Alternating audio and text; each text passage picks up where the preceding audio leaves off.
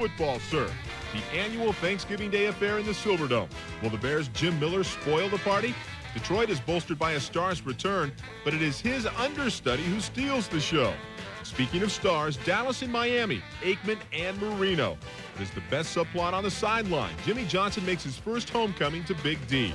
Thanksgiving Day, a football fantasy. Next.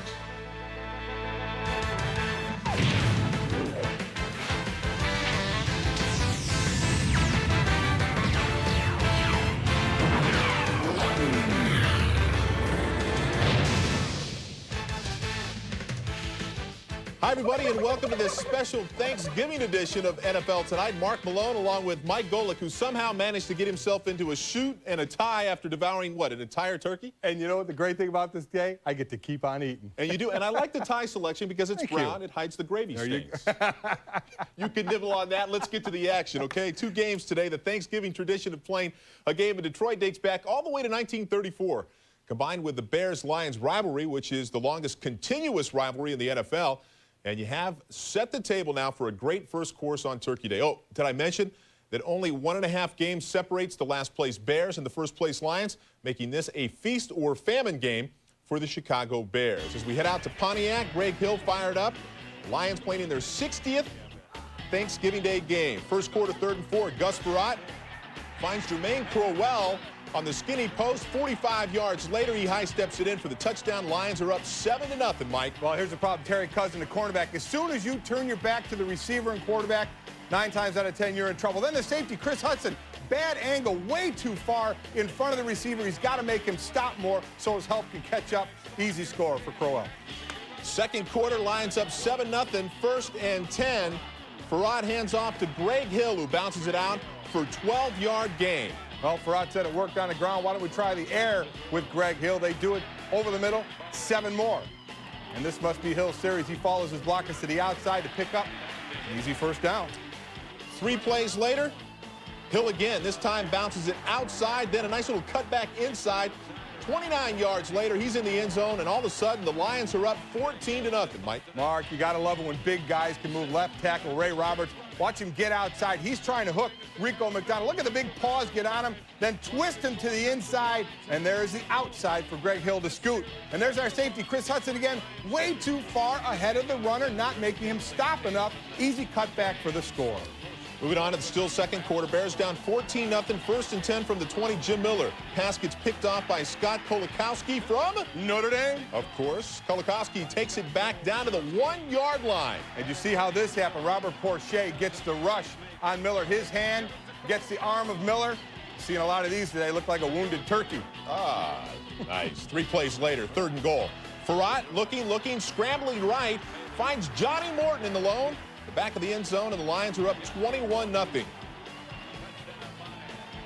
46 seconds left now. 2nd and 15. Miller back to pass. Moves up into the pocket, looking down the field, and finds his big target, Marcus Robinson. Get in, Makes get in. a nice catch. Get in. He doesn't get in. Oh. Stops at the 3-yard line. That sets up this I formation. Strong I, play action pass. Miller to Alonzo Mays, the tight end for the touchdown. Bears are back in it now, 21-7 at the half. 3rd quarter. Same score, 1st and 5. Miller complete to Robinson. Does a nice job to get the first down. Next play, Miller. Little drop play to Glenn Milburn. Makes a nice little move, and 30 yards later, he's tackled. That's the longest rush of this game. Bears settle for a field goal and are down 21-10. Have fun with this name, Mark. Next series, the Bears have to punt it away. Yanni Owaizake. How do you like that? Very nice. All right. He's back for the return. This is not nice, however. He coughs up the football. There's a scrum. There's also a penalty on the play. The penalty, however, is declined. The Bears recover the football. 2 plays later, 2nd and 10. Miller on the little hitch screen to Marty Booker. Makes a nice cut, breaks a tackle, and he's in for the 24-yard score. Bears get within 4 points. 4th quarter now, 3rd and 10. Frerotte scrambles right, finds who else? Herman Moore, but that's his first catch of the year, been plagued by injuries. Lions next drive, 2 minutes left, 3rd and 10. Frerotte to Johnny Morton for the first down. Lions can run out the clock. Morton, almost with the slash move. NFL has banned that. Lions win it going away. 21-17. They snap a 2-game losing streak, open up a half-game lead on both Minnesota and Tampa Bay. Jim Miller's streak of games of 300 yards passing comes to an end. Gus Frerotte picks up his first win as a starter for Detroit, 29 of 42, 309, and 2 TDs. Now, despite the return of Herman Moore, Jermaine Crowell was again the Lions' big offensive weapon, hauling in 7 for 91 and a touchdown. We wanted to stop the run, and we did that. And second, we want to get pressure on the pass, and the D-line did that as well. Very big game for us. I think we're known to play well on Thanksgiving, and we just want to keep it up for the rest of the season. A couple times we just shot ourselves in the foot, and but I tip our hat to our defense. They got us the ball back a couple times, and offensively we just didn't finish it off. And we got to do that, but we can't fall down 21-0 either. The atmosphere around here is kind of like homecoming in college or high school. So there's so much excitement rolling around this game, and we just took advantage of it. Well, Gus Frerotte was huge on third down, completing 12 of 15 attempts for 9 conversions and both of his touchdowns. Jim Miller was only able to convert 2 third downs passing, gaining only 38 yards. In the fourth, Frerotte was able to ice the game himself, converting 6 third downs, including 3 on the final drive. And when you look at Chicago's third down statistics, the fact that they couldn't move the chains, that's really surprising given the fact that Detroit had so many changes in the secondary. Oh, absolutely. We talked about last night for the frequent watchers of this program, 29th in the league in the defensive pass for Detroit. And Miller, over 760 yards the last 2 weekends. They hold him to 200. Again, with the changes, Westbrook's out, Carrier's out. The strong safety and free safety are switching a lot in this game, so kudos to them. Again, Miller spread it out to 9 different receivers, but no real big plays that hurt him. And what they have to watch out for now is offensively their running game for Detroit as they get down the stretch here. They only had 84 yards. 29 came on that run by Hill for the touchdown. But the third down, or running the clock out, I should say, with 6 minutes to go. Great job by Detroit to end the game. Of course, 3 of their final 5 games against division opponents, all those division games on the road for Detroit, so they still have their work cut out for them. Moving on now to a more serious story, Panthers wide receiver Ray Caruth was arrested early Thursday morning in connection with a drive-by shooting last week of his pregnant girlfriend, Sharika Adams. Caruth and another man, William Watkins, were charged with conspiracy to commit murder, attempted murder, and firing a weapon into an occupied property. Carolina police have also searched Caruth's home and impounded his white Ford Expedition. Caruth, who police believe is the baby's father, has refused to speak with police on the advice of his attorney. Adams and her baby boy, who was delivered 10 weeks prematurely by emergency C-section, are in critical condition at Carolina's Medical Center. Still ahead, the second course of our Thanksgiving menu. Troy Aikman returns from a concussion to lead the Dallas Cowboys in a must-win game against the Dolphins. Dan Marino, who returns after a 6-week absence. NFL Tonight, back in a flash. Monday Night Countdown at 7 on ESPN. The NFL is wired for sound. Let me have your full attention. Come and get it. What do you want, 11? How many we got? Who would like to carve the turkey? I ain't gonna lie to you now. That's my thing. That thing is dead. We can go flood slant. We can even go slant delay. That's a good decision. That's a good decision. Come on, that's too much. Hey, let's go. You got the hot hand, big guy. Junior, would you like to give thanks? Oh, we are blessed today. We are blessed today. We need to get on 4 knees. Not 2 knees, 4 knees. Great Harvest Bread has over 100 stores connected across the country. There's no other way to grow your business besides talking to other people. Like thousands of businesses today, Great Harvest store owners use the internet and Microsoft software to share knowledge and make better decisions. So now we can compare stores versus stores. My suppliers know that I constantly look at prices. So they're less apt to raise prices because they know that I know what I know. They've taken our shirts, our razors. They've even taken our underwear. We don't wear their undies. Well, sometimes, but just for fun. And they've moved in on our aftershaves. But here's one that's definitely just for men. New Whitewater from Old Spice. It's fresh. No, fresher than that. That's it. Sharing's fine. But with aftershave, let's keep it his and hers. That's my Jack Wins drops.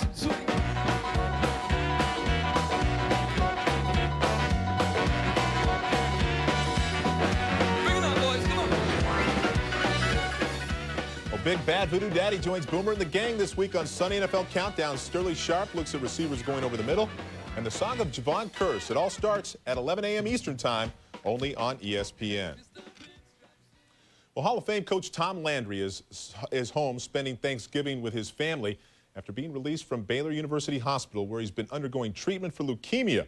Landry will remain under outpatient care while he awaits a follow-up exam on a recent round of chemotherapy. Landry's son said he's cautiously optimistic that his father will enter into remission. Still ahead, what you need to know about Drew Bledsoe as the Pats prepare for Buffalo. That more in our fantasy focus, and a complete look at Troy Aikman's attempt to ruin Jimmy Johnson's Dallas homecoming. You're watching NFL Tonight. I got the news for you. The greatest names in professional wrestling history are on Direct Ticket. And right in front of you, Jack, you got the man. Jesse the Body Ventura, Andre the Giant, Dick the Bruiser, Mad Dog LaShawn. I'm gonna break his out. Superstar Billy Graham and many more wrestling legends. I am a reflection of perfection, the #1 selection. The best of classic AWA Wrestling Volume 2 on Direct Ticket. Don't miss it. You check it out. It couldn't be bigger, it couldn't be better, and it's only 2 days away. I think that's great. This Thanksgiving, catch the Spotlight on HBO Originals free weekend. 3 days of one-of-a-kind entertainment only on Channel 510. Get a free look at the exclusive movies, series, and special events everyone's talking about. Tune in and find out how you could win a Chevy Suburban or one of hundreds of other great prizes. For entertainment you'll really be thankful for, catch Spotlight on HBO Originals starting at 6 a.m. November 26th on DirecTV. It's an ESPN Sunday Night Football free-for-all. The Falcons fly north to Charlotte to take on Touchdown Tim and the Panthers. Falcons-Panthers, Sunday at 8:15 on ESPN. Color me excited. People think I live a pampered life, but I work hard to keep up my business. For example, I always manage to wake up first thing in the morning and catch that 11 a.m. Sports Center. What's happened to the nightlife as we know it? New Sprint Nickel Nights, that's what. Now calling card calls are just 5 cents a minute too. All night long. 5 cents a minute at home and on the road. Wherever you are, you're free to talk the night away. And isn't that the point of contact? Move to Sprint Nickel Nights. Call 1-800-PIN-DROP. Fantasy Focus is brought to you by Sprint, the point of contact. Don't be afraid to follow the pack. This week, fantasy players may want to focus on Green Bay's Brett Favre to Corey Bradford connection. Last week, Favre looked like the Favre of old, tearing up the Lions for over 300 yards. With Antonio Freeman ailing from a concussion, it was Bradford who became Favre's favorite target, catching 6 passes for 94 yards and a touchdown. And this week, the Pack play the defenseless 49ers. You may want to beware of Bledsoe in Buffalo. The Pats quarterback has struggled as of late, including 5 interceptions last week against Miami. In Week 12, Drew marches into Buffalo, where he threw for only 180 yards and a touchdown last season. And don't be too quick to jump on the Brunell bandwagon as it rolls into Baltimore. It was just 2 weeks ago that Brunell had a horrific game against the Ravens, throwing for just 118 yards and no touchdowns. For all your fantasy football information, log on to ESPN.com, click on the Stock Watch page, part of the Go Network. When we come back, Dan Marino gets a rough welcome back as Dion and the boys, D, stuff the Dolphins. Complete highlights straight ahead. Stay with us.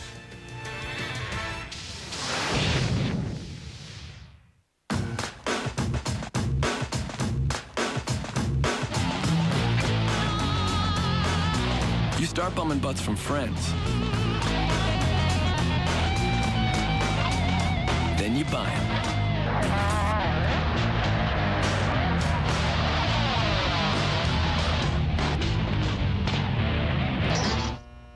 Wondering where the money for all your stuff went?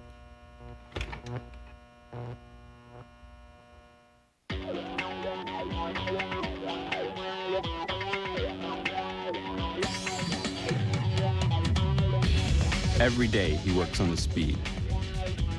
He works on his agility. And he works on his power.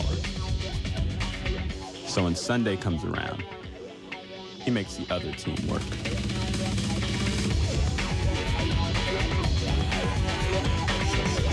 K-Swiss. Chili's technical support. How do you eat these new Chili's lettuce wrap appetizers? Just pick up the lettuce, add grilled Asian spiced chicken and sauce, fold and eat. That sounds great. Doesn't it, though?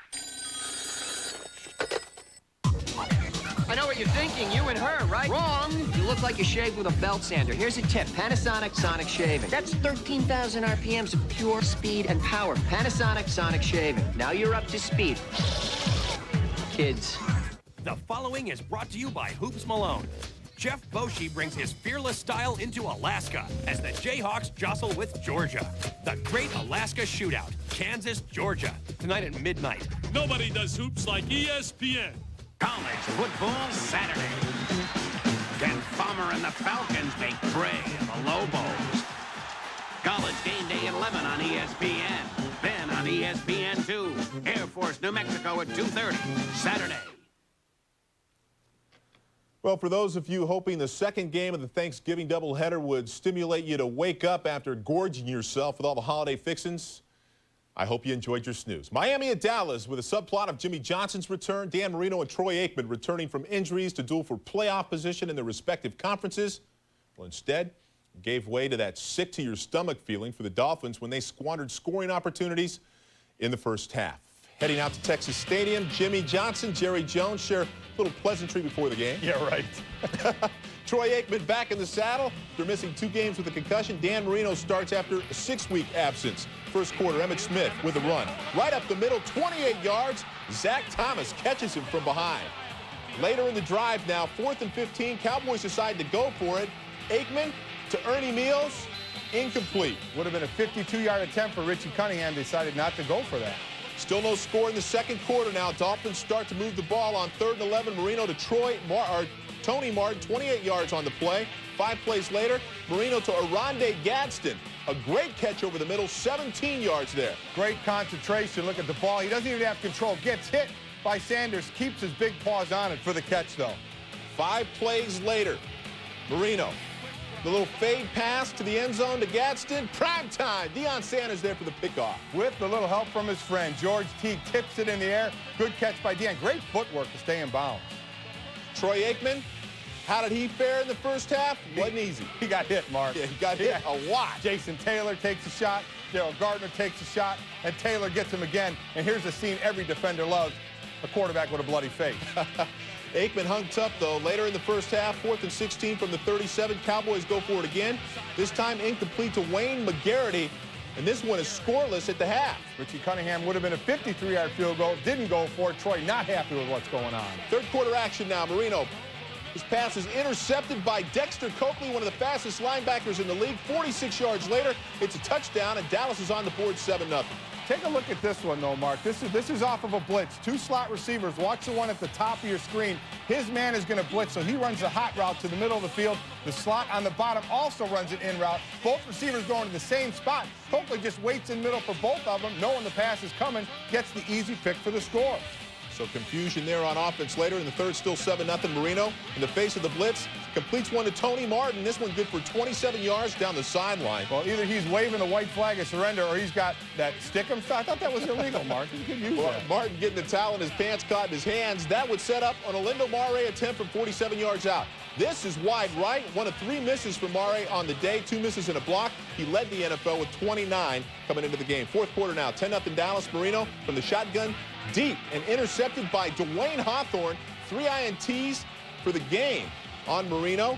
At this point, later in the fourth, still 10-0. Marino intercepted by Deion Sanders. That's Deion's second of the game. Well, check this out. Arande Gadsden, who has a height advantage. He's in one of the few wet spots on the field. He slips on his cut. Deion still with great coverage and looking for a little love, Mark. Little love. It's worth a kiss on the sideline for the interception. Cowboys capitalize on the turnover. Aikman off the play action. Looking deep, finds Rocket Ismail. 65 yards this one goes for the TD. The Cowboys are up 17-0 at this point. Now, this is what a good running game will get you. Sean Wooden, the safety, he bites on the play-action pass, leaves Terrell Buckley one-on-one with Ismail. Easy reception, then he runs away from the coverage for the score. Later in the fourth quarter now, Dolphins desperate. Marino back, picked off again. Who else? Dexter Coakley. Marino's first 5-interception game since October 23rd, 1988. Coakley with 2 picks as the Cowboys whitewash the Dolphins 20-0 the final. For the second time in his career, Marino has thrown 5 interceptions in a game. Thursday versus Dallas was the first time he had thrown even 4 in the 90s. Marino had only thrown 5 total in his first 5 games this year. In those other games, Marino also had at least 1 touchdown pass, and the Dolphins put up at least 14 points. Our own Ed Werder is standing by with the hero of the game, Dexter Coakley. The Dolphins shut out under Dan Marino for just the 3rd time ever. Dexter, you had one of the 5 interceptions returned for a touchdown. Describe what happened on the play. We were just in the zone coverage, and I worked off of the 3rd guy who was a back. He stayed into the backfield and blocked, and I just buzzed out to the flat, and I looked, it was in my hands, and all I could think about was the end zone. He's been out with a pinched nerve in his neck. Did he have his normal arm strength? It seemed like it was normal to me. We knew he was going to come into the game, and he was going to do his very best, and Dan Marino, he's been around so long. If he wasn't 100% healthy, he would not have played in this game today. Did you guys confuse him a lot, even though he's a veteran with the zone blitzes? Nah, he's a veteran. I think he read everything we were doing. We just pulled it together defensively and just got some plays made. How big is it to get a shutout against Jimmy Johnson at Texas Stadium? It was huge. It was huge. Miami obviously were hot 8-2 when we were 5-5, and our backs were against the wall, and we just wanted to come out and play together as a team and try to get a victory and get this thing turned back around. All right, Dexter, thanks very much. Let's go back to the studio. All right, Ed, thank you very much. And that brings up the question now, what does Jimmy Johnson do? Do you go back to Damon Heward? There's going to be a lot of speculation in Miami. Certainly Dan was rusty. You have to give him that. What do you think is going to happen, Mike? Well, certainly the first thing, is he healthy? Is the arm at full strength where he can get the zip on the ball? You know, if it's me, I've always said I stick with Dan Marino till they cart him off the field at the end of his days. But you know what? Jimmy Johnson always goes to the beat of a different drum. They're a half game behind the Colts now, still in a great position for the playoffs. I still think you go with Dan. As Mark said, I think it was a little rust. Let him try and work through that a bit. But Jimmy Johnson, that leash may have gotten a little shorter on Dan. He may look to go to the bullpen a lot earlier in these games. Of course, the Dallas Cowboys now move to within a half a game of Washington, the division leader. That is going to be an interesting finish there over in the NFC East. Still to come here on NFL Tonight. The Lions hang on to the NFC Norris division lead with their win over the Bears. We'll head back to Pontiac for a post-game report. Stay with us.